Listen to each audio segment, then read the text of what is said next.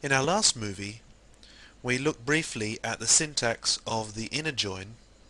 In this movie, we're going to look at a little closer at the inner join syntax and at different ways of expressing inner joins, and we're also going to introduce a new kind of join, the left join.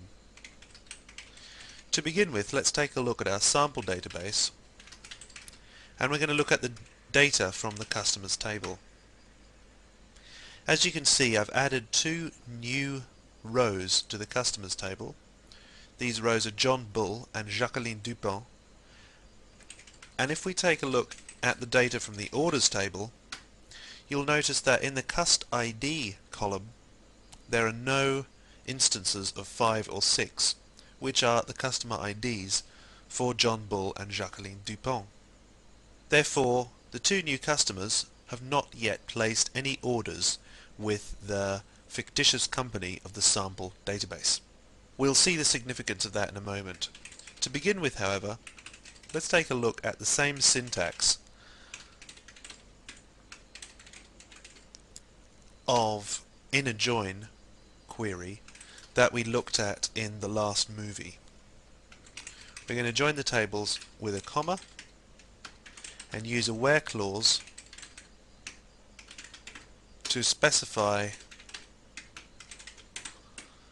a particular joining criterion.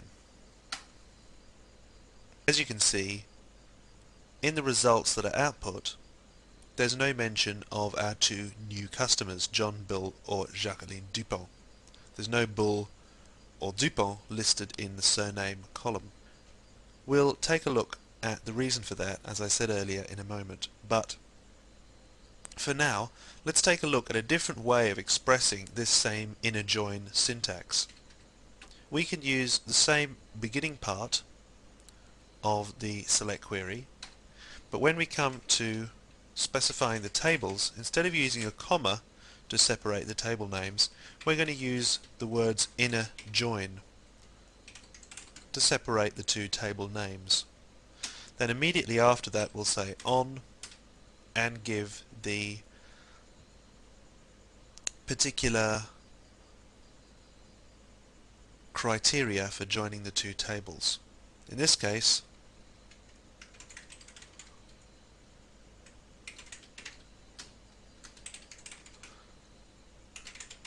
the fact that the cust ID is the same in both tables, which we're expressing like that.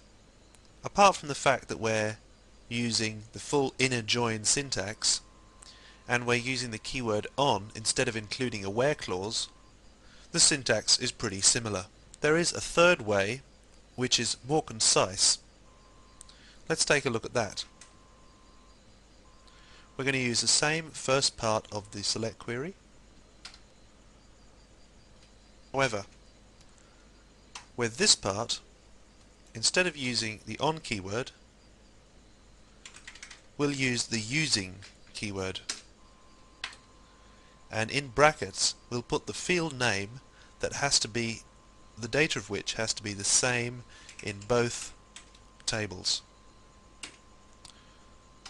This outputs exactly the same set of results. The reason why we don't use this shorter syntax all the time is that it specifies that cust ID column name has to be the same in both tables. Sometimes we won't want to have the same column name in both tables, in which case we'd have to use the on syntax that we used above. Now, as I mentioned earlier, there are two customers that have been added to the customers table that have not yet placed orders. Our select query at the moment is getting information about all the customers who have placed orders. However, if we wanted a select query that would get information about all customers regardless of whether or not they've placed an order, we couldn't use the inner join to get that information. We would be much better off using the left join. Let's take a look at the syntax for a left join. Instead of writing inner join, customers inner join orders, we write customers left join orders.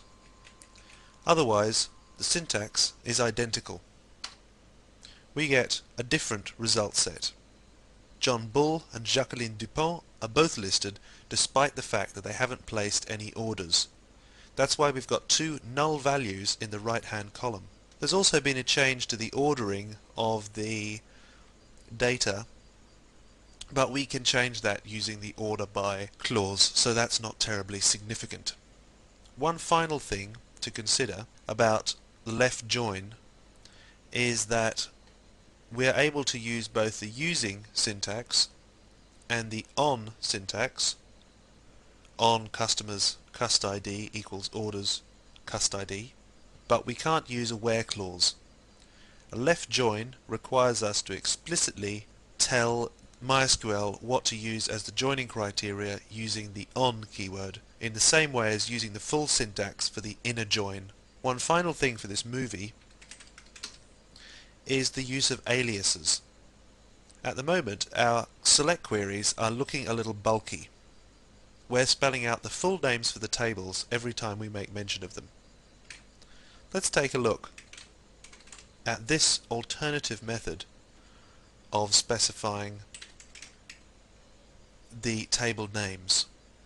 As you can see, I'm just using single letters when I specify the columns.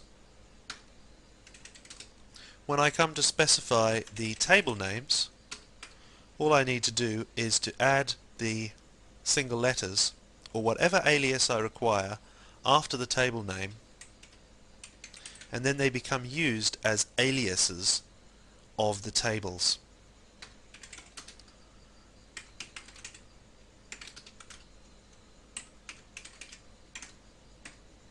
I'm using the simple inner join syntax with the comma to separate the tables and a where clause, but this would work equally well using the aliases with any of the other syntax we've seen in this movie.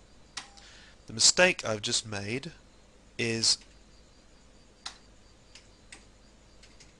to put a dot in place of the space that should have been there. There's the correct syntax: customers space C, comma, orders space O. That allows us to specify the particular aliases that we want to use for our tables. We'll take a look at column aliases soon. In our next movie, we're going to look at data aggregation.